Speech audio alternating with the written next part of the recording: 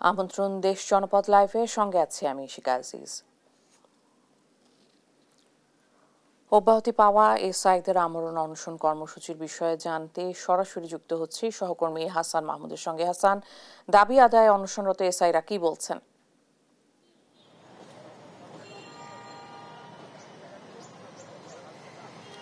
শিখা, আপনাকে ধন্যবাদ। আপনি যেমনটা বলছিলেন যে অব্যাহতিপ্রাপ্ত যে ৩২১ জন এসআই তারা কিন্তু ইতিমধ্যে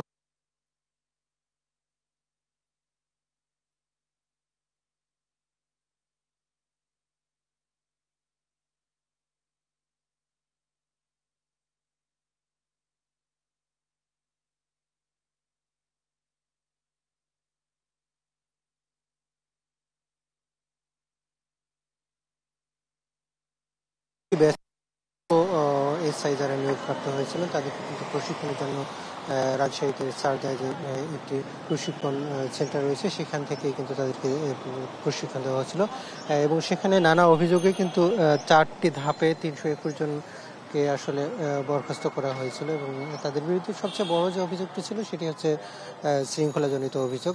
এই কারণে কিন্তু তাদেরকে অব্যাহতি দেওয়া হয়েছে এবং তারা কিন্তু আজকে আমরা কয়েকজনের সাথে কথা বলেছি, তারা যেটি বলছে যে আসলে ওইরকম শৃঙ্খলা ভঙ্গের মতো সেরকম কোনো ঘটনাই ঘটেনি আসলে সেখানে। তবে যদি একান্তই কারো সেরকম বড় ধরনের অভিযোগ থাকে সেক্ষেত্রে হয়তো তারা বলছেন যে তাদের ক্ষেত্রে হতে পারে। তবে ঢালাওভাবে যেভাবে ৩২১ জনকে বরখাস্ত করা হয়েছে সেটি আসলে কোনোভাবে বলছেন যে তাদের কাছে গ্রহণযোগ্য নয় এবং তারা চাচ্ছেন যে চাকরি তাদের ফিরিয়ে দিতে হবে। এটি কিছু তাদের হচ্ছে মূল দাবি। আমরা দেখেছি কয়েকজনের সাথে কথা বলছি, তারা যেটি বলছেন যে আসলে তাদের যখন চাকরি আসলে চলে গিয়েছে তারা কিন্তু সামাজিকভাবে এবং পারিবারিকভাবে নানাভাবে তারা কিন্তু না হেনস্থার শিকার হচ্ছেন এবং এটি কিন্তু আসলে একটি মানসিক পীড়া তারা বলছেন। ফলে তারা চাচ্ছেন যে তাদের যে ব্যাচমেট যারা রয়েছে তারা কিন্তু আগামীকালকেই চাকরিতে জয়েন করছেন। বাকি যারা আছেন তারা কিন্তু আসলে আজকে রাজপথে অবস্থান করতে হচ্ছে এবং তাদের কিন্তু কারো আসলে চাকরি নেই। ফলে তারা চাচ্ছেন যে একই জায়গায় কিন্তু দুই ধরনের বৈষম্য করা হচ্ছে। ফলে তাদের যে দাবি দেওয়া সেগুলো কিন্তু আদায় না হওয়া পর্যন্ত তারা কিন্তু এখানে থেকে যাবেন বলে আমাদেরকে জানিয়েছেন। আমরা একজন সাথে একটু কথা বলতে চাই। আসলে এখন পর্যন্ত আপনাদের দাবি দেওয়া মানার ব্যাপারে কোনো ধরনের আশ্বাস আপনারা পেয়েছেন কিনা একটু বলবেন। আজকে আমরা এই 14ই জানুয়ারি আজকে অবস্থান কর্মসূচি পালন করছি, কিন্তু এখন পর্যন্ত কোনো আশ্বাস পাইনি। গতকালকে আমাদের একটা প্রতিনিধি দল হচ্ছে ভিতরে গিয়েছিল বিকাল নাগাদ। তো স্বরাষ্ট্র সচিব জনাব নাসিমুল গনি স্যার কালকে ওই আগের মতোই আমাদেরকে আবারও আশ্বাস দিয়েছেন। আসলে আমরা এই আশ্বাস কোনো নির্দিষ্ট কোনো তারিখ নেই, নির্দিষ্ট কোনো সময় নেই, কোনো প্রজ্ঞাপন নেই, কোনো পুলিশ হেডকোয়ার্টার থেকে কোনো নোটিশ নেই, এরকম মুখের আশ্বাস দিয়ে আমরা আসলে আর কতদিন চলবো। এর আগেও তিনি গত 6ই জানুয়ারি আমাদেরকে আশ্বাস দিয়েছিলেন, কিন্তু তার দৃশ্যমান কোনো ফল আমরা দেখতে পাচ্ছি না। তো আমরা এই আশ্বাসে আর কতদিন এরকম চলবো? এখন আপনাদের আসলে পরবর্তী কর্মসূচি কি হবে? এই কর্মসূচি কি চলতে থাকবে? আমাদের তো আসলে দেয়ালে পিঠ থেকে গেছে, আমাদের তো হারানোর আর কিছু নেই। এখন আমরা এখানে রাস্তায় এখন বসতে বাধ্য হয়েছি, যেখানে আমাদের বাকি যে কলিগরা আছে বা আমাদের বাকি ব্যাচমেটরা আছে তারা এখন আগামীকালকে পাসিং প্যারেড করে বের হয়ে তারা বাংলাদেশের বিভিন্ন থানায় পোস্টিং নিতে যাচ্ছে। সেখানে আমরা এখন একই সাথে 1 বছর ট্রেনিং করেছি, কেউ 14 মাস ট্রেনিং করেছে, তারা এখন আমরা রাস্তায় বসতে হয়েছে। আমাদের এত বড় একটা পদক্ষেপ নিতে হয়েছে আমরণ অনশন কর্মসূচি আমাদের পুনর্নিয়োগের জন্য। এটা কি বৈষম্য না? আসলে এই আদৌ কি আমরা বৈষম্যহীন যে কথাটা তুলছি, বৈষম্যহীন বাংলাদেশে, এর বাইরে কি আমরা যেতে পারছি? আমরা তো বৈষম্যেরই শিকার হলাম।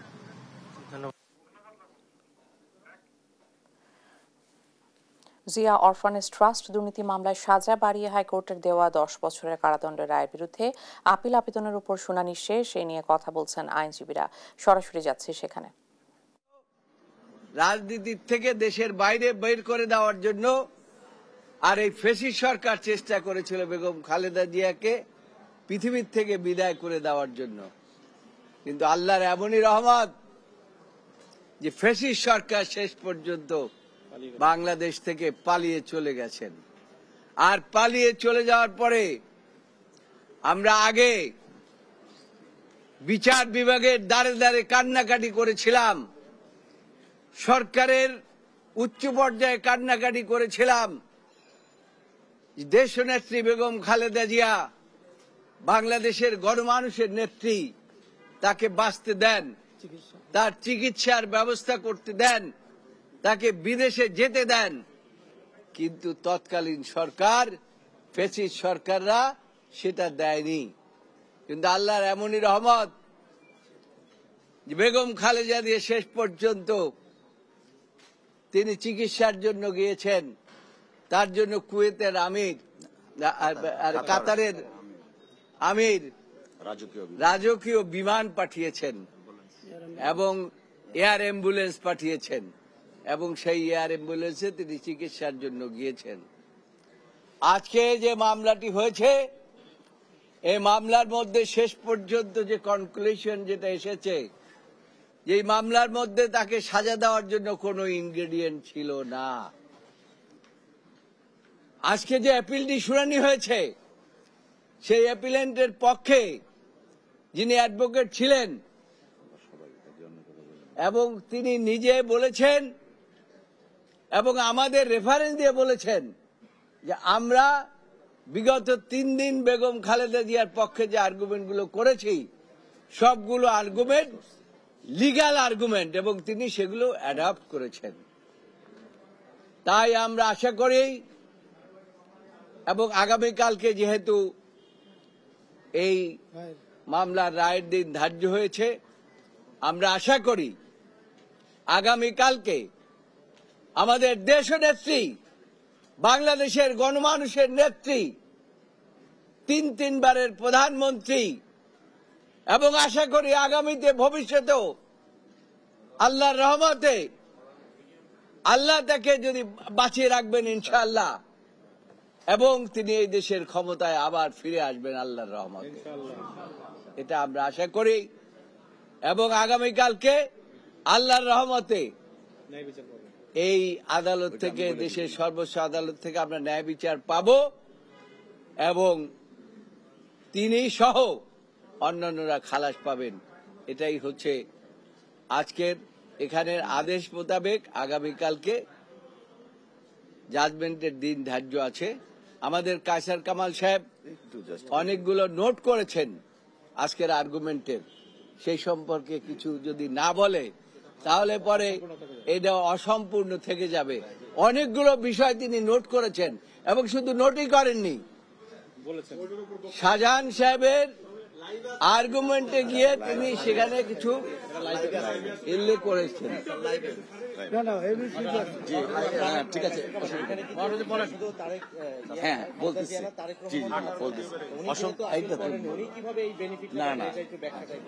অসংখ্য ধন্যবাদ।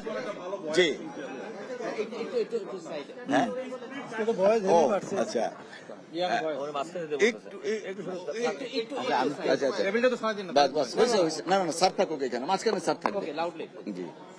অসংখ্য ধন্যবাদ। আসলে আমাদের senior counsel, senior advocate Joynal Abedin স্যারের কাছ থেকে আপনারা ব্রিফিং শুনেছেন। বাস্তবতা হচ্ছে যে এই কেসটা একটা বাংলাদেশের ইতিহাসে অনন্য নজিরের কেস। আমরা কোর্টে মাননীয় আদালতের সাবমিশন রেখেছি malicious prosecution. Malicious prosecution sir বলেছেন নোটের কথা। ম্যালিশিয়াস প্রসিকিউশন হচ্ছে কোনো একটা মামলা যে মামলাই চলতে পারে নাই, বাট অসৎ উদ্দেশ্যে সেই মামলাটা দায়ের করা। ফ্যাসিস্ট হাসিনা সরকার ম্যালিশিয়াসলি মামলা দায়ের করে ক্ষান্ত থাকেনি। দেশনেত্রী বেগম খালেদা জিয়া, তার দল এবং ভারপ্রাপ্ত চেয়ারম্যান জনাব তারেক রহমান সাহেব, মরহুম আরাফাত রহমান কোকো সাহেব, অর্থাৎ জিয়া পরিবারকে ভিকটিম করার জন্য ম্যালিশিয়াসলি এই মামলাটা দায়ের করা হয়েছিল। মামলা দায়ের করা হয়েছিল আউট অফ পলিটিক্যাল গ্রাজ, ব্যক্তিগত জিঘাংসা, রাজনৈতিক প্রতিহিংসার কারণে মামলা দায়ের করা হয়েছিল। দুঃখজনকভাবে এই মামলায় তথাকথিত মাদ্রাসা কোর্ট দ্বারা অভিযুক্ত হয়েছেন দেশনেত্রী বেগম খালেদা জিয়া এবং বিএনপির ভারপ্রাপ্ত চেয়ারম্যান জনাব তারেক রহমান সাহেব। আইনের শাসনে বিশ্বাসী, সেই জন্যই দেশনেত্রী বেগম খালেদা জিয়া আইন ফলো করে সেই দিন স্যার বলেছেন 8ই ফেব্রুয়ারি 2018 সনে বেগম খালেদা জিয়াকে জেলখানা নেওয়া হয়েছিল। কোন জেলখানায়? 200 বছরের পুরনো একটা বাড়ি, যে বাড়িতে অন্য কোনো বন্দী ছিল না। রাজনৈতিক জিঘাংসা প্রতিহিংসাটা এই পর্যায়ে ছিল, বেগম খালেদা জিয়াকে সলিটারি কনফাইনমেন্টে দেয়া হলো। তারপরের ইতিহাস দেশবাসী জানেন। রাজনৈতিকভাবে যাচ্ছি না, শুধুমাত্র একটা কথাই বলবো, আমরা আইনের শাসনে বিশ্বাসী। এই মামলায় দেশনেত্রী বেগম খালেদা জিয়া, বিএনপির ভারপ্রাপ্ত চেয়ারম্যান জনাব তারেক রহমান সাহেব সহ অপরাপর সকল আসামি আগামীকাল ন্যায় বিচার পাবেন ইনশাল্লাহ। সকলের প্রতি ধন্যবাদ।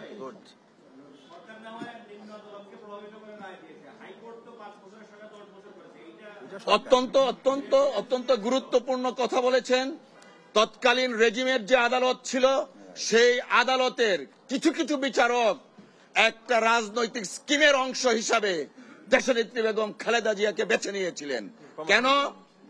তখন 2018 সনের পার্লামেন্টারি ইলেকশন, সেই ইলেকশনে যেন দেশনেত্রী বেগম খালেদা জিয়া পার্টিসিপেট করতে না পারেন। জিয়া অরফানেজ ট্রাস্ট দুর্নীতি মামলায় শুনানির শেষে বক্তব্য রাখছিলেন আইনজীবীরা। পঞ্চগড়ে বেড়েছে ঠান্ডাজনিত রোগে আক্রান্ত রোগীর সংখ্যা। বিস্তারিত জানাতে সরাসরি যুক্ত হচ্ছেন সহকর্মী রাশেদুজ্জামান বাবু। রাশেদ, হাসপাতালে রোগীর চাপ কেমন দেখছেন, আর রোগীদের কোনো অসুবিধা হচ্ছে কিনা? শুভ সকাল ইশিকা।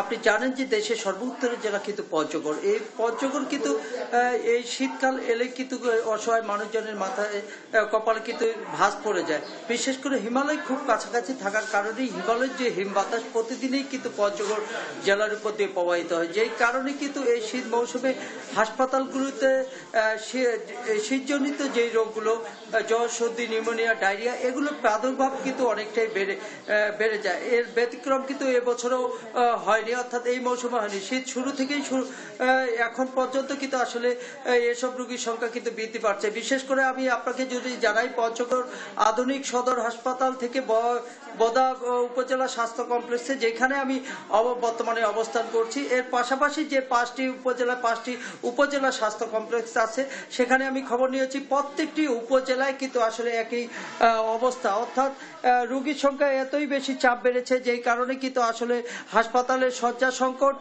পড়েছে। অনেকেই আমরা দেখেছি যে বারান্দায় চিকিৎসা সেবা নিতে দেখেছি। আমরা কথা বলতে চাই যে বোদা উপজেলা স্বাস্থ্য কমপ্লেক্সের মেডিকেল অফিসার ডাক্তার জাহিদ হাসানের সাথে। আপনার কাছে জানতে চাই যে রোগীর চাপ কেমন, কোন কোন রোগীর সংখ্যা বৃদ্ধি? শীত পড়ার পর থেকে রোগীর চাপটা একটু বেশি। বর্তমানে সর্দি, কাশি, শ্বাসকষ্ট রোগী, পাতলা পায়খানা রোগী বেশি, বাচ্চাদের পাতলা পায়খানা আর বড়দের শ্বাসকষ্ট রোগী দেখতে আমি বেশি পাচ্ছি। এছাড়া বড়দের ডায়রিয়া রোগী পাওয়া যাচ্ছে। শীতজনিত কিছু রোগী শীতকালীন অবস্থায় বাড়ছে, এবার তার ব্যতিক্রম।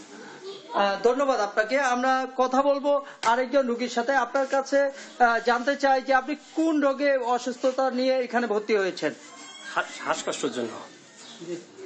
কবে ভর্তি হয়েছেন? কালকে ভর্তি হয়েছি, ঠান্ডার জন্য, শ্বাসকষ্টের জন্য পাচ্ছি না আর কি। আচ্ছা, ধন্যবাদ আপনাকে। আমরা কথা বলছিলাম ডাক্তার জাহিদ এবং একজন রোগীর সাথে। আসলে আপনাকে যদি জানাতে চাই যে আসলে পঞ্চগড়ে কিন্তু আসলে প্রায় 25 লক্ষ মানুষের স্বাস্থ্য সেবা কিন্তু পঞ্চগড় আধুনিক সদর হাসপাতাল থেকে 4টি উপজেলায় কিন্তু আসলে এর চাপ বেশি বৃদ্ধি পেয়েছে। বিশেষ করে আমরা দেখেছি যে পৌষ ও মাঘ, এই 2 মাস শীতকাল, এই 2 মাসে কিন্তু আসলে রোগীর চাপ থাকে প্রচুর। যদিও পঞ্চগড়ে কিন্তু 250 শয্যার একটি হাসপাতাল রয়েছে, যেগুলো নির্মাণাধীন, এখনো কিন্তু আসলে সেখানে স্থানান্তর করা হয়নি। যেই কারণে কিন্তু আমরা দেখেছি যে পঞ্চগড় আধুনিক সদর হাসপাতাল থেকে বিভিন্ন যে পঞ্চগড়ে 5টি উপজেলা রয়েছে, 5টি উপজেলায় দেখেছিলাম যে আসলে রোগীর চাপের কারণে অনেকেই হাসপাতালের যে বারান্দা রয়েছে, সেই বারান্দায় কিন্তু আসলে আশ্রয় নিয়েছে, ওইখান থেকে আসলে চিকিৎসা সেবা নিচ্ছে। যেই কারণে কিন্তু আসলে আমরা দেখেছি যে খোলা বারান্দায় চিকিৎসা সেবা নেওয়ার কারণে অনেক সময় দেখেছি যে রোগীর চিকিৎসার নিরাময়ের চেয়ে কিন্তু আসলে অসুস্থতা বৃদ্ধি পাচ্ছে, এমন দেখেছি। হাসপাতাল কর্তৃপক্ষ বলছে আসলে জনবল সংকট থেকে শুরু করে ডাক্তার সংকট থেকে শুরু করে নানাবিধ সমস্যা রয়েছে হাসপাতালগুলোতে। এই সমস্যাগুলো সংকট কাটলেই কিন্তু আসলে এই ডায়রিয়া নিউমোনিয়া যে রোগীগুলো রয়েছে সেগুলো চিকিৎসা দেওয়া সম্ভব হবে। এই ছিল পঞ্চগড় থেকে আমার কাছে সর্বশেষ সংবাদ। ইশিকা। রাশেদ, অনেক ধন্যবাদ আপনাকে। পঞ্চগড়ে শীতার্ত রোগীর সর্বশেষ অবস্থা জানছিলাম সহকর্মীর কাছে। দখল ও দূষণে অস্তিত্ব সংকটে কুষ্টিয়ার 8টি ছোট বড় নদ নদী, বিস্তারিত জানাতে সরাসরি যুক্ত হচ্ছেন সহকর্মী নাহিদ হাসান তিতাস। নাব্যতা ফেরাতে কোনো কার্যকর উদ্যোগ নিচ্ছে কিনা সংশ্লিষ্ট কর্তৃপক্ষ?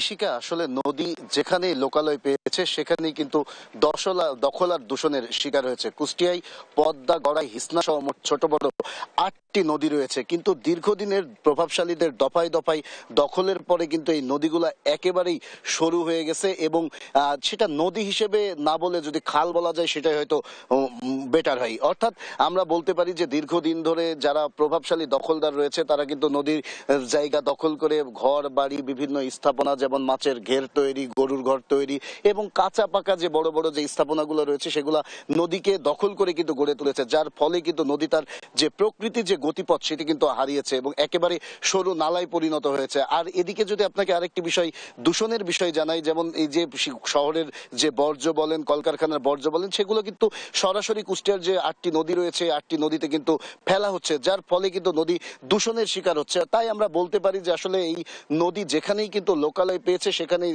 দখল আর দূষণের শিকার হয়েছে। কুষ্টিয়ায় পানি উন্নয়ন বোর্ডের কর্মকর্তাদের তথ্য মতে কিন্তু 3000 দখল এবং দূষণের শিকারকারী চিহ্নিত করেছেন তারা, এবং তাদেরকে কিন্তু তারা যেটা বলছেন যে তারা এই যে দখলদার এবং যারা দূষণ করছে তাদের বিরুদ্ধে ব্যবস্থাও নেবে। কিন্তু আমরা দীর্ঘদিন ধরে দেখেছি যে কুষ্টিয়া যে 8টি নদী রয়েছে এটিতে একসময় কিন্তু বড় বড় নৌকা চলতো, ট্রলার চলতো, লঞ্চ চলতো, কিন্তু এখন আসলে এই নদীগুলো দেখলে বোঝার উপায় নাই যে একসময় এই খরস্রোত নদীগুলো এখন মরা খালে পরিণত হয়েছে। আসলে এ বিষয়ে আমি পানি উন্নয়ন বোর্ডের যারা কর্মকর্তা রয়েছে আমি তাদের সাথে কথা বলেছি। পানি উন্নয়ন বোর্ডের কর্মকর্তার যেটি দাবি যে তারা দখলদার চিহ্নিত করেছে এবং খুব শীঘ্রই এই যে দখলদার উচ্ছেদের জন্য তারা কার্যক্রম পরিচালনা করবে। কিন্তু আমরা দেখেছি দীর্ঘদিন ধরে এই দখল নদী কিন্তু একের পর এক দখল হতে থাকলেও কিন্তু দখলদারদের বিরুদ্ধে কোনো ধরনের কোনো পদক্ষেপ নেওয়া হয়নি। আর এদিকে যারা নদী গবেষণার সাথে জড়িত, অর্থাৎ দীর্ঘদিন ধরে নদী নিয়ে কাজ করেন, আমি তাদের সাথে কথা বলেছি। তারা যেটি বলছে যে যেভাবে নদী দখল এবং দূষণ হচ্ছে যদি এভাবে চলতে থাকে তাহলে কিন্তু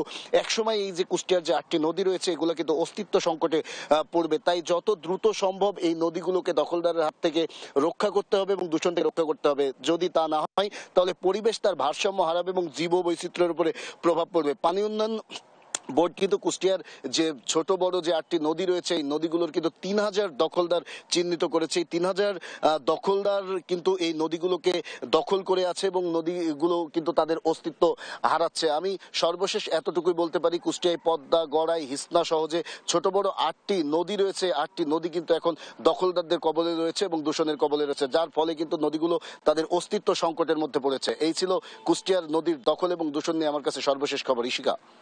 তিতাস, অনেক ধন্যবাদ আপনাকে। কুষ্টিয়ায় নদ নদীর দখল দূষণ নিয়ে বিস্তারিত জানছিলাম সহকর্মীর কাছে। দেখছেন দেশ জনপদ লাইভ। যশোর খুলনা মহাসড়কের 38 কিলোমিটার রাস্তা সংস্কারে গেল এক দশকে ব্যয় হয়েছে 400 কোটি টাকার বেশি। তবুও বেহাল সড়ক, সৃষ্টি হয়েছে ছোট বড় খানাখন্দ। বিস্তারিত জানাতে সরাসরি যুক্ত হচ্ছেন সহকর্মী সালাহুদ্দিন সাগর। সংস্কারের পরেও রাস্তার বেহাল দশা পরিণত হওয়া নিয়ে কি বলছে কর্তৃপক্ষ?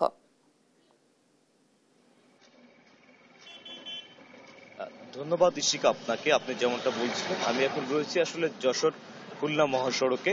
তো আমি একটু ক্যামেরার মাধ্যমে দেখানোর চেষ্টা করি যে আসলে যশোর খুলনা মহাসড়কের যে নাজুক অবস্থা, একেবারে চলাচলের অনুপযোগী হয়ে গেছে বললে বলা চলে। গত এক দশকে এই রাস্তা শুধু মেরামতের পেছনেই ব্যয় হয়েছে 400 কোটি টাকারও বেশি। কিন্তু যতবারই মেরামত হয়েছে ততবারই কিন্তু খারাখন্দে পরিণত হয়েছে রাস্তাটি। ফলে 400 কোটি টাকা একেবারে গচ্ছা গেছে বলা চলে। 2022 সালে এই সড়কটি 34 কিলোমিটার অংশ 3,21,00,000 টাকা ব্যয় কিন্তু আসলে পুনর্নির্মাণ করা হয়, কিন্তু পুনর্নির্মাণের পরেও সেই খানাখন্দে আবারও পরিণত হয়েছে 3 বছরের মাথায়। এই রাস্তার আয়ুষ্কাল বাড়ানোর জন্য কর্তৃপক্ষ সড়কে ওয়েট পরিমাপক যন্ত্র স্থাপন করেছিল, সেটি কিন্তু 3 দিনের মাথায় অকেজ হয়ে গেছে, যার ফলে কিন্তু সড়কটি আবারও ভেঙে চুরে সেই নাজুক অবস্থার মধ্যে চলে গেছে। তো আমরা এই ব্যাপারটি নিয়ে কথা বলেছি যশোরের সওজের যিনি নির্বাহী প্রকৌশলী রয়েছেন গোলাম কিবরিয়া, তার সাথে। তিনি আমাদেরকে গত 31 ডিসেম্বর জানিয়েছিলেন যে জানুয়ারিতে আসলে এই রাস্তাতে টেন্ডার হবে। আজকে তিনি আমাদেরকে যেমনটা জানিয়েছেন যে টেন্ডার হয়ে গেছে, এখন বাদবাকি প্রক্রিয়া অবলম্বন করে যতটুকু সময় লাগবে এর পরেই কিন্তু এই রাস্তার কাজ শুরু হবে। তবে এটা ডিউরেশন ঠিক কত সময় লাগবে, রাস্তাটির কত দিনের মধ্যে রাস্তাটিতে কাজ শুরু করবে এরকম কিন্তু তিনি আসলে আমাদেরকে নির্দিষ্ট করে বলতে পারেন। তিনি বলেছেন যে টেন্ডার যাচাই পুনঃযাচাই হলে আর কি ঠিকাদার নিয়োগ করা সম্ভব হলে রাস্তাটির কাজ করা শুরু হবে। আমরা এই মুহূর্তে কথা বলতে চাই একজন পথচারীর সাথে। আপনি আমাদেরকে একটু জানাবেন যে আসলে রাস্তাটি কতদিন ধরে এরকম বেহাল অবস্থায় পড়ে আছে, কি কি ক্ষতি সাধন হচ্ছে? এটা তো এই রাস্তাটা অনেকদিন ধরেই মানে এভাবে বেহাল অবস্থায় ছিল। বছর বা 2 বছর আগে হয়তো বা আবার ঠিক করা হয়েছে। ঠিক করার পরেও এই যে কিছুদিন যেতে না যেতে আবার এই যে মানে এরকম ভঙ্গুর অবস্থা। আসলে এই রোডটাই এত পরিমাণ চাপ আর এত পরিমাণ ওভারলোডিং এরা করে, এই ট্রাক ড্রাইভার বা এই যে বিশেষ করে নোয়াপাড়া থেকে যে মালগুলো আসে এত পরিমাণ ওভারলোডিং হয়। আমার মনে হয় যে এই ওভারলোডিং এর কারণেই এই রাস্তাটার এই দুর্দশা। ধন্যবাদ আপনাকে। আসলে আপনি শুনছিলেন যে আসলে ওভারলোডিং এর কারণে কিন্তু এই রাস্তাটি এরকম বেহাল অবস্থা হয়। আমরাও সহজের সাথে কথা বলে যেটা জানতে পেরেছি যে মূলত ওভারলোডিং এর কারণে কিন্তু এই সমস্যাগুলো সৃষ্টি হয়। আমার পেছনে একটি ওয়ে স্কেল রয়েছে, আমরা প্রাইভেট ওয়ে স্কেল, আমি তার সাথে কথা বলেছিলাম হুমায়ুন কবির। তিনি আমাদেরকে যেটা জানিয়েছেন যে এইখানে রাস্তার ক্যাপাসিটি দেওয়া হচ্ছে 22 টন, কিন্তু তিনি প্রাইভেট প্রতিষ্ঠান হলেও তিনি যেই গাড়িগুলো মাপেন সেখানে কোনো গাড়িও 22 টন পর্যন্ত কিন্তু তিনি এখনো পর্যন্ত পাননি। তো এই ছিল আমার কাছে যশোরের সর্বশেষ। ধন্যবাদ আপনাকে। যশোর খুলনা মহাসড়কের তথ্য জানছিলাম সহকর্মীর কাছে। রাজবাড়ী ও নোয়াখালীতে বেড়েছে ব্যাটারি চালিত অটোরিকশার দৌরাত্ম্য, এতে সৃষ্টি হচ্ছে তীব্র যানজট। বিস্তারিত জানাতে সরাসরি যুক্ত হচ্ছেন সহকর্মী শফিকুল ইসলাম শামীম ও মাওলা সুজন। প্রথমে যাচ্ছি রাজবাড়ীতে। শামীম, যানজট নিরসনে কর্তৃপক্ষ কি পদক্ষেপ নিচ্ছে? ধন্যবাদ। আপনি যেগুলি জানাচ্ছেন যে রাজবাড়ী জেলার মহাসড়ক ও আঞ্চলিক যে মহাসড়ক রয়েছে সেই আঞ্চলিক মহাসড়কগুলোতে কিন্তু ত্রিহুলার নথিমন পরিবহন অটোরিকশাটা কিন্তু দাঁড়িয়ে বেড়াচ্ছে। আমরা সেই দুটি বলি যে মহাসড়কে যে সেটি সকাল থেকে মধ্যরাত পর্যন্ত যে অবৈধ যানবাহনগুলো রয়েছে সেই যানবাহনগুলো কিন্তু নিয়ম রক্ষা না মেনে কিন্তু তারা অবাধে চলাফেরা করছে। আর পুলিশের সামনে কিন্তু হাইওয়ে পুলিশের সামনে সকল গাড়ি দাঁড়িয়ে বেড়াচ্ছে। আর এই যে মহাসড়কে যে অসংখ্য যানবাহনগুলো আছে নথিমন পরিবহন এবং অটোরিকশা যে চালিত যে অটোরিকশাগুলো আছে সেই রিক্সাগুলি কিন্তু দাঁড়িয়ে বেড়াচ্ছে। আর এরা কিন্তু এই যে এইসব দাঁড়িয়ে বেড়ার কারণে কিন্তু মাঝে মধ্যেই কিন্তু ঘটে ছোট বড় দুর্ঘটনা। আর এই সকল যানবাহনের যারা চালক রয়েছে তারা কিন্তু মহাসড়কের কোনো নিয়মকানুন জানে না। নিয়মকানুন না জানার কারণে কিন্তু ছোট বড় দুর্ঘটনা ঘটছে প্রতিনিয়তই। তো এ ব্যাপারে কিন্তু পুলিশের সাথে আমরা কথা বলেছি, তারা কিন্তু আমাদের কাছে পুলিশ সদস্য দিতে পারে। তারা কিন্তু একটা কথা বলেছেন যে প্রতিনিয়তই কিন্তু তাদের অভিযান চালাচ্ছে। তো সব মিলে বলা যায় রাজবাড়ী জেলার মহাসড়ক এবং আঞ্চলিক যে সড়কগুলি আছে যে সড়কগুলিতে প্রতিনিয়ত দাঁড়িয়ে বেড়াচ্ছে ছোট বড় অবৈধ ইঞ্জিন চালিত অটোরিকশা নথিমন পরিবহন। তো সাধারণ মানুষের দাবি অচিরেই যেন এই অবৈধ যানবাহনগুলো নিরসন করা হয়। ধন্যবাদ। এই ছিল আমার কাছে রাজবাড়ী জেলার সর্বোচ্চ সংবাদ। আমি এখন চলে যাচ্ছি স্টুডিওতে। শিকা।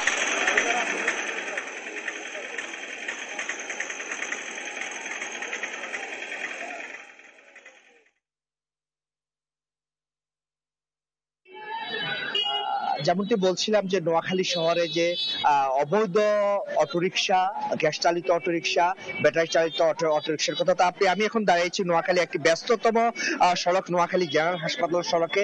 আপনি নিশ্চয়ই দেখতে পাচ্ছেন যে এখানে যে অবৈধভাবে যেগুলো যে ব্যাটারি চালিত অটোরিকশা রয়েছে, সেই অটোরিকশার একটি দৌরাত্ম্য আপনি দেখতে পাচ্ছেন। একই সাথে নিবন্ধনহীন গ্যাস চালিত অটোরিকশা যেগুলো রয়েছে, এগুলোর আপনি একটা দৌরাত্ম্য দেখতে পাচ্ছেন। তো আসলে জেলা সচেতন মহল মনে করছে যে আসলে যে বিগত সরকারের সময় যেভাবে গণহারে অবৈধভাবে যে গ্যাস চালিত অটোরিকশার একটি যে নিবন্ধনের কথা ছিল, সেটি দেওয়া না হলেও কিন্তু রাজনৈতিক ছত্রছায়ায় নামা এসব অটোরিকশাগুলো নোয়াখালী শহরে দাপিয়ে বেড়াচ্ছে। তো প্রশাসনের কার্যকর কোনো ভূমিকা বা প্রশাসনের কার্যকর কোনো উদ্যোগ এখনো চোখে পড়ছে না এগুলোকে নিয়ন্ত্রণ করার জন্য। এছাড়া যে নোয়াখালী শহর হচ্ছে গিয়ে, আপনাকে একটু তথ্য জানিয়ে রাখতে চাই, নোয়াখালী শহর হচ্ছে এক রাস্তার শহর। এই শহরে যে মাত্র 15 কিলোমিটার এই সড়কে যে জেলা সর্বত্র যে একটি যে গ্যাস চালিত অটোরিকশা বা গ্যাস চালিত সিএনজি যেগুলোকে বলে একটি যত্রতত্র পার্কিং করে রাখার কারণে যে প্রতিনিয়ত যানজটের সৃষ্টি হচ্ছে। একই শহরে ভোগান্তিতে রয়েছে জেলায় চলাচলরত যারা শহরবাসী হচ্ছে তারা। তো বিশেষ করে শহরবাসী বলছে যে তারা যে প্রতিটি মোড়ে মোড়ে, শহরের প্রতিটি মোড়ে মোড়ে যে অটোরিকশা স্ট্যান্ডের কারণে তারা ভোগান্তির মধ্যে পড়ছে, চলাফেরা করতে তাদের সমস্যা হচ্ছে। বিশেষ করে স্কুলগামী যেসব শিক্ষার্থী রয়েছে এবং অফিসগামী মানুষেরা সবচেয়ে ভোগান্তির বেশি শিকার হচ্ছেন। একই সাথে যে ব্যাটারি চালিত অটোরিকশার কারণেও কিন্তু তীব্র ভোগান্তিতে রয়েছে শহরে এবং প্রতিনিয়ত যানজটের সৃষ্টি হচ্ছে। তো এই বিষয়ে আমার সাথে কথা হয়েছে জেলা পুলিশ সুপারের সাথে। তিনি জানিয়েছেন যে আসলে যে এইসব যে নিয়ন্ত্রণ করার দায়িত্ব শুধুমাত্র পুলিশের নয়, একই সাথে জেলা প্রশাসনকেও তারা দায়িত্ববান হওয়ার প্রতি আহ্বান জানিয়েছে। অপরদিকে জেলা প্রশাসক বলছে যে পৌরসভার যদি এইসব নিয়ন্ত্রণ না করে তবে তারা খুব শীঘ্রই অভিযানে নামবে। তো পৌরসভার সাথে কথা হয়েছে, পৌরসভা কর্তৃপক্ষ যেটি বলছে যে আসলে যে তীব্র যে জনবলের কারণে, জনবল সংকটের কারণে তারা এইসব নিয়ন্ত্রণ করতে পারছে না। তবে খুব শীঘ্রই তারা জেলা প্রশাসনের সাথে আলাপ আলোচনার মাধ্যমে যে জেলা শহরের যেসব অবৈধ যানবাহন চলছে সেগুলো নিয়ন্ত্রণে তারা কার্যকর ভূমিকা নেবে বলে তারা আশা করছে। এ হচ্ছে নোয়াখালী থেকে আমার কাছে সর্বশেষ ইশিকা।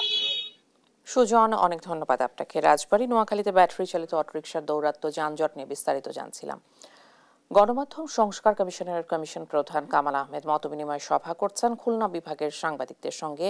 বিস্তারিত জানাতে সরাসরি যুক্ত হচ্ছেন সহকর্মী নূর ইসলাম রকি। সভায় কি কি বিষয়ে আলোচনা হচ্ছে? গণমাধ্যম সংস্কার কমিশনের যে প্রধান সহ একটি টিম কিন্তু আজ খুলনা এসেছেন। তারা খুলনা জেলা প্রশাসক কার্যালয়ে খুলনা বিভাগের প্রায় 150-এরও বেশি সাংবাদিকের সাথে মত বিনিময় সভা করছেন। তারা যেটি জানাচ্ছেন যে এই গত 15 বছর যে সাংবাদিকতায় কিন্তু আসলে বাক স্বাধীনতা বলতে অনেক বাধা বিপত্তি হয়েছে। সংবাদপত্রে, বিজ্ঞাপন দপ্তরে অনেক বাধা বিপত্তি হয়েছে। এর পাশাপাশি কিন্তু অনেক সত্য ঘটনাও লিখতে নানাভাবে বাধাগ্রস্ত হচ্ছে। এই যে বিষয়গুলো, এই বিষয়গুলো থেকে আসলে পরিত্রাণের যে উপায়গুলো আছে, এই পরিত্রাণের জন্য খুলনা বিভাগের যে 10টি জেলা আছে, এই 10টি জেলা থেকে প্রায় 1.5 শতাধিকেরও বেশি কিন্তু গণমাধ্যম কর্মী আজকে খুলনা জেলা প্রশাসক কার্যালয়ে এসেছে এবং সকাল 11টায় এই মত বিনিময় সভা শুরু হয়েছে, যেটা দীর্ঘ সময় হবে। আমি একটু জানিয়ে রাখি যে গণমাধ্যম কমিশনের প্রধান কামাল আহমেদ সহ কমিশনের সদস্য আক্তার হোসেন খান, বেগম কামরুন্নেসা হাসান, টিটু দত্ত গুপ্ত, জিমি আমির এবং আব্দুল্লাহ আল মামুন, আমাদের যে ছাত্র প্রতিনিধি আছেন, শিক্ষার্থী প্রতিনিধি সহ কিন্তু অনেকে এখানে উপস্থিত আছেন। মূলত খুলনা বিভাগের যে প্রিন্ট এবং ইলেকট্রনিক মিডিয়ার যে সাংবাদিকরা আছে তাদের সাথেই তারা মত বিনিময় সভা করছেন যে কিভাবে আগামীতে আসলে গণমাধ্যমকে সামনের দিকে এগিয়ে নিয়ে যায় এবং বাক স্বাধীনতার যে প্রতিরোধ বা রক্ষার জন্য আগে কি হয়েছিল এইগুলো নিয়ে মূলত এখানকার আলোচনা।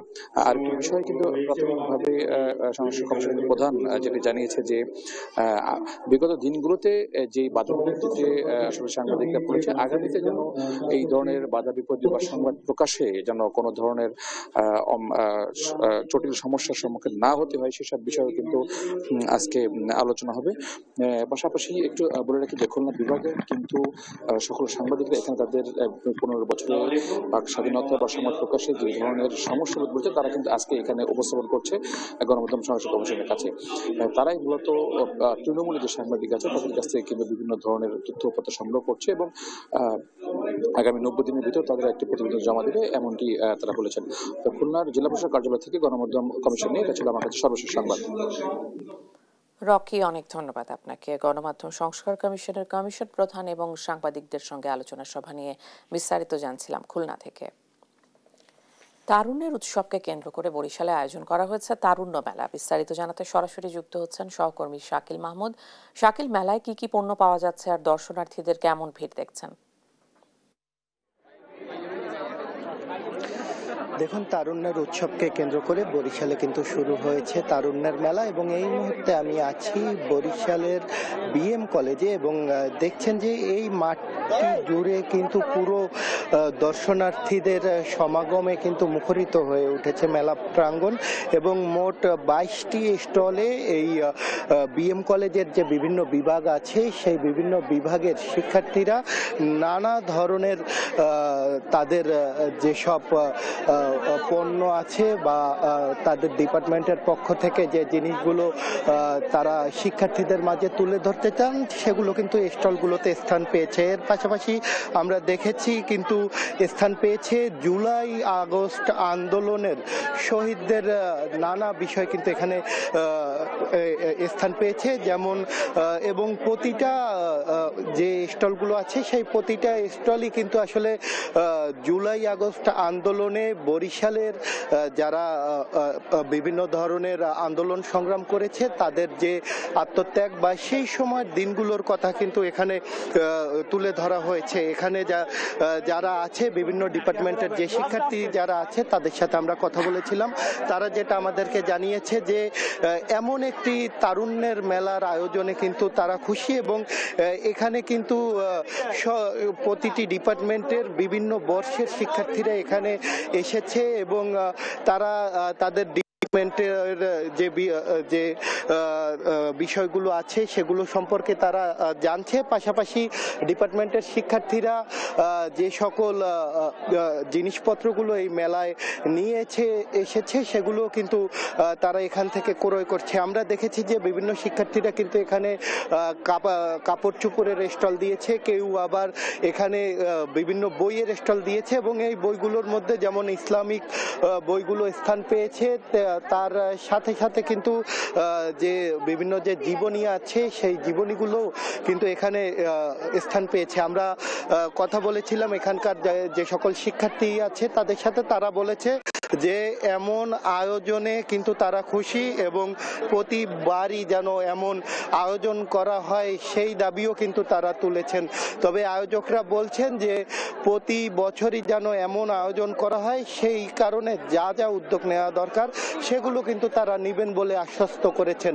বরিশাল থেকে এতটুকুই ছিল আমার কাছে থাকা সবশেষ। ধন্যবাদ আপনাকে। বরিশালে তারুণ্যের মেলা নিয়ে বিস্তারিত জানছিলাম। বগুড়ায় শুরু হয়েছে মাসব্যাপী শিল্প ও বাণিজ্য মেলা। বিস্তারিত জানাতে সরাসরি যুক্ত হচ্ছেন সহকর্মী সঞ্জু রায়। সঞ্জু, মেলায় বিদেশি স্টল বসেছে কিনা আর কি কি পণ্য পাওয়া যাচ্ছে? ঋষিকা, বগুড়ায় শুরু হয়েছে মাসব্যাপী শিল্প বাণিজ্য মেলা। এবারের মেলায় বিদেশি কোনো স্টল না থাকলেও দেশীয় বিভিন্ন পণ্যের সমাহার নিয়ে এই মেলায় কিন্তু স্থান করে নিয়েছে 80টি স্টল এবং 6টি প্যাভিলিয়ন। দিনের শুরুতে দর্শনার্থীদের কিছুটা ভিড় কম থাকলেও বিকেল থেকে রাত পর্যন্ত গতকালকে কিন্তু আমরা দেখেছি ব্যাপক মানুষের ভিড় এবং প্রত্যেকেই কিন্তু বেশ উৎসাহ উদ্দীপনার সাথে এই মেলায় যে থাকা বিভিন্ন স্টল থেকে শুরু করে বিভিন্ন দেশীয় উৎপাদিত পণ্যের যে স্টলগুলো রয়েছে সেগুলো থেকে কিন্তু তারা কেনাকাটা করেছে। এবং মেলায় সবচেয়ে বেশি যেটি সাধারণ মানুষের মাঝে সাড়া ফেলেছে তা হলো যে এই স্মৃতিতে অমলিন 36 জুলাই আন্দোলনের বিভিন্ন স্মৃতিপট নিয়ে এখানে যে স্থাপিত যে একটি প্যাভিলিয়ন রয়েছে সেই প্যাভিলিয়ন কিন্তু সকাল থেকে যে কয়জন দর্শনার্থী এসেছে মেলার বিভিন্ন স্টল গুলোতে যাওয়ার পাশাপাশি তারা কিন্তু সবচেয়ে বেশি এসেছে এই প্যাভিলিয়নে, এবং এখানে যে ছবিগুলো, যে স্থির চিত্রগুলো, শহীদদের তালিকাগুলো রয়েছে তা দেখে কিন্তু তারা আবারও সে জুলাই আন্দোলনে বিভিন্ন যে স্মৃতিগুলো রয়েছে তা কিন্তু আবার সাধারণ মানুষ স্মরণ করতে পেরেছে। ব্যতিক্রমী এই মেলা কিন্তু প্রতি বছরই কেউ না কেউ আয়োজন করে। এইবার এই মেলাটি আয়োজন করেছে কিছুটা ভিন্নতা এবং সৃজনশীলতা নিয়ে সাংবাদিক ইউনিয়ন বগুড়া, এবং সহযোগিতা করছে ব্রাদার্স কর্পোরেশন। এবং এই মেলায় কিন্তু প্রতিদিন সন্ধ্যায় সাংস্কৃতিক অনুষ্ঠান হচ্ছে। শিল্পকলা একাডেমির শিল্পীরা কিন্তু এই মেলায় তাদের বিভিন্ন পরিবেশনা তারা দেখাচ্ছেন, এবং গতকালকেও বেশ জমজমাট সাংস্কৃতিক অনুষ্ঠান কিন্তু হয়েছে। 20 টাকা প্রবেশ ফিতে এখানে কিন্তু সকল বয়সী মানুষ তারা তাদের পছন্দ অনুযায়ী স্টল থেকে কেনাকাটা সহ এই মেলায় কিন্তু নতুন করে উদ্যোক্তা তৈরির কিন্তু একটি সম্ভাবনা তৈরি হয়, এবং যেটা এবছরও হবে। আমরা একটু সরাসরি কথা বলবো একজন শিক্ষার্থীর সাথে, তিনি এই মেলার পরিদর্শনে এসেছেন। কেমন লাগছে আর এই মেলার সবচেয়ে বেশি কোনটা ভালো লেগেছে আপনার? যে মেলায় এসে আমার খুবই ভালো লাগতেছে, সবকিছু সুন্দর করে সাজাইছে অনেক ভাবে।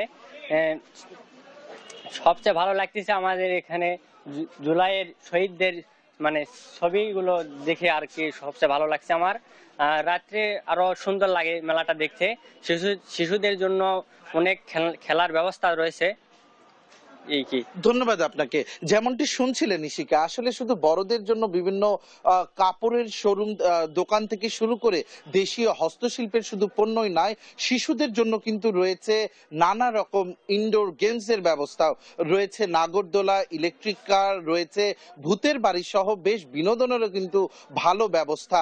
এবং আরেকটি বিষয় জানিয়ে দিতে চাই, এই মেলায় কিন্তু প্রতি বছরই অনেক উদ্যোক্তারাও কিন্তু আসেন এবং তাদের বিভিন্ন পণ্যের সমাহার নিয়ে তারা কিন্তু বেশ একটি ভালো মুনাফা অর্জন করে মাসব্যাপী। এবং এই মেলার মধ্য দিয়ে আমরা দেখেছি প্রতি বছরই অনেক উদ্যোক্তা কিন্তু নতুন করে তাদের ব্যবসায়িক যাত্রাও শুরু করে, এবং গতকাল থেকে শুরু হয় এই মেলাটি মাসব্যাপী চলবে এবং প্রতিদিনই দিনে দিনে দর্শনার্থীদের ভিড়ও বাড়বে। তবে বিকেল থেকে রাত পর্যন্ত এই ভিড় কিছুটা বেশি হয়। সাংবাদিক ইউনিয়ন বগুড়ার এই আয়োজন এবার সারা মাসব্যাপী বেশ সৃজনশীল এবং ব্যতিক্রমী ভাবেই সাজানো হয়েছে বলে আমাদেরকে জানিয়েছেন সাংবাদিক ইউনিয়ন বগুড়ার সভাপতি গণেশ দাস এবং সাধারণ সম্পাদক আবু সাইদ।